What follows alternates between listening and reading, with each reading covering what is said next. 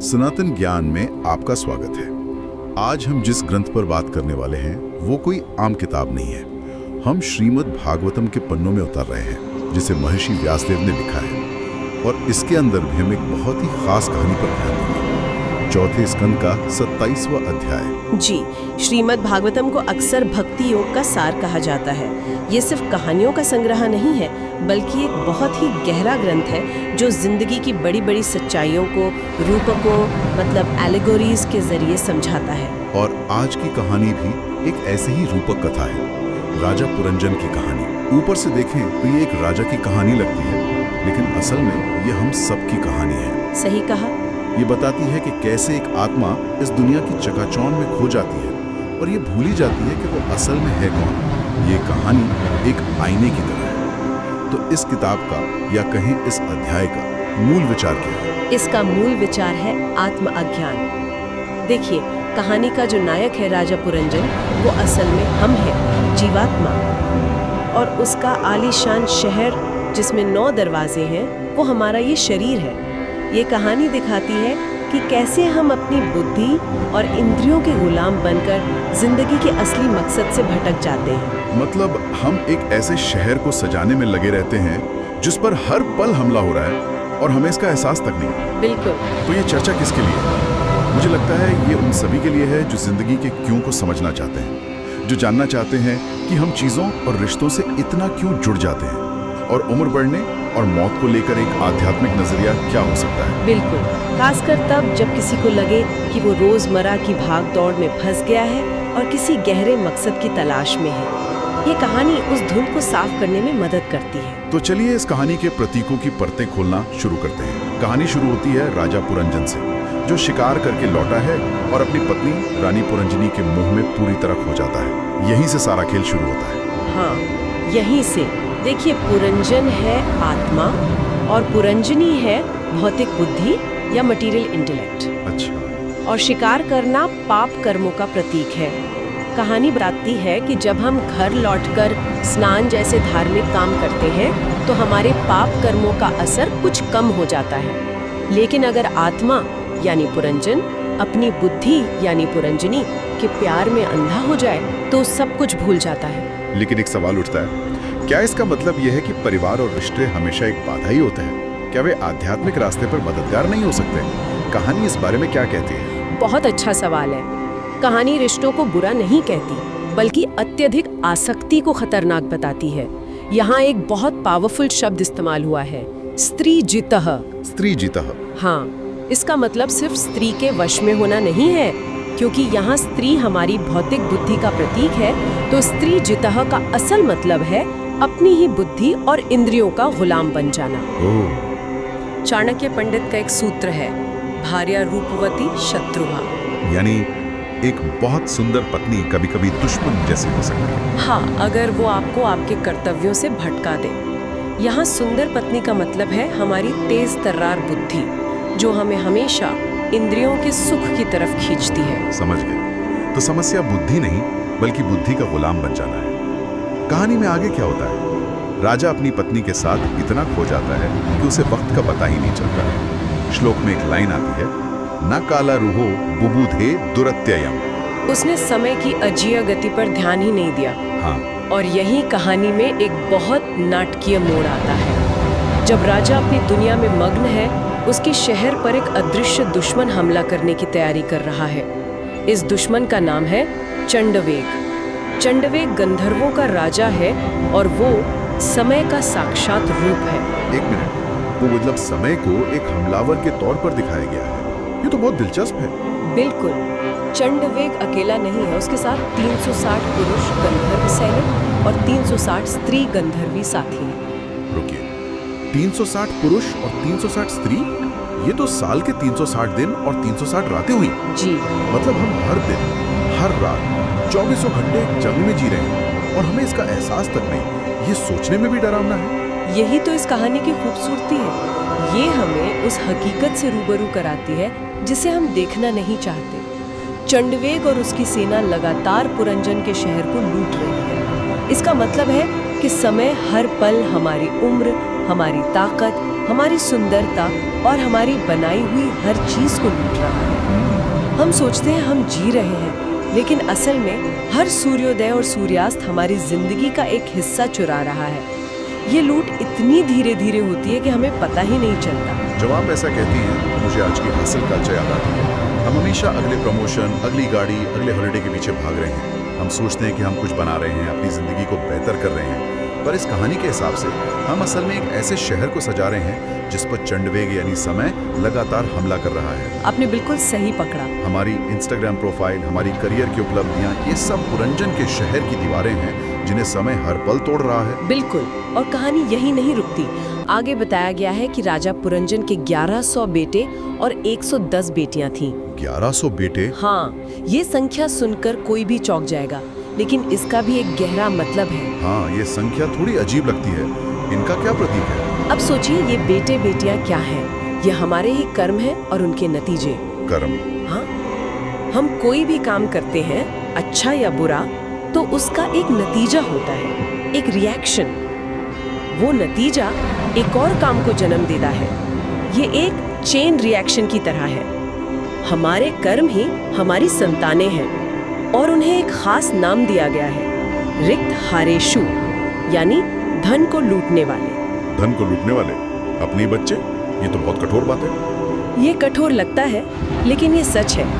यहाँ धन का मतलब सिर्फ पैसा नहीं है। हमारा असली धन है हमारा जीवन, हमारी ऊर्जा, हमारा समय।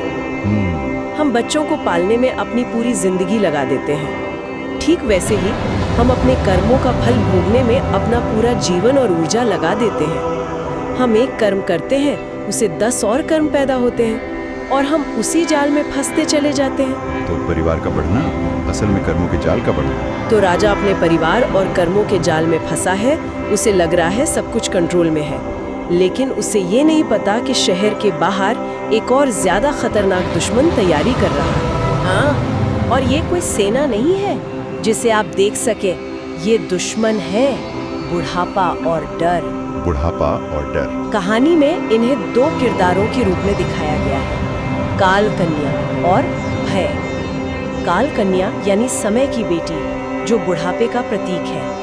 कहानी में वो एक ऐसी स्त्री है जो पूरे ब्रह्मांड में पति की तलाश में घूम रही है, लेकिन कोई उसे अपनाना नहीं चाहता। ये कितना गहरा प्रतीक है। बुढ़ापा किसी को नहीं चाहिए, हर कोई उससे बचना चाहता है। बिल्कुल। वो देवर्षि नारद के पास भी जाती है, लेकिन वो उसे मना कर देते हैं क्योंकि उन पर समय का असर नहीं होता।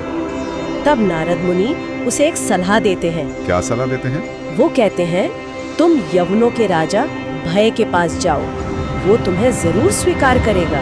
भय का मतलब है डर, खासकर मौत का डर। अच्छा। और होता भी यही है। भय काल कन्या को अपनी बहन के रूप में स्वीकार कर लेता है।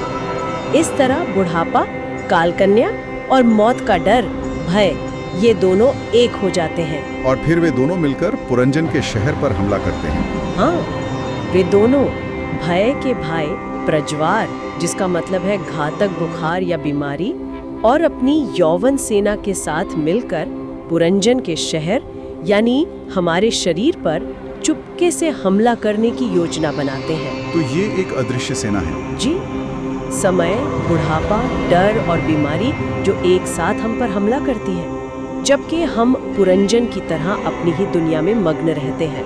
इस पूरी कहानी को सुनकर तो रोंगटे खड़े हो जाते हैं। तो इसका हमारे जीवन के लिए मतलब क्या है? इससे हम क्या सीख सकते हैं? पहली और सबसे बड़ी सीख है सजग होकर जीना।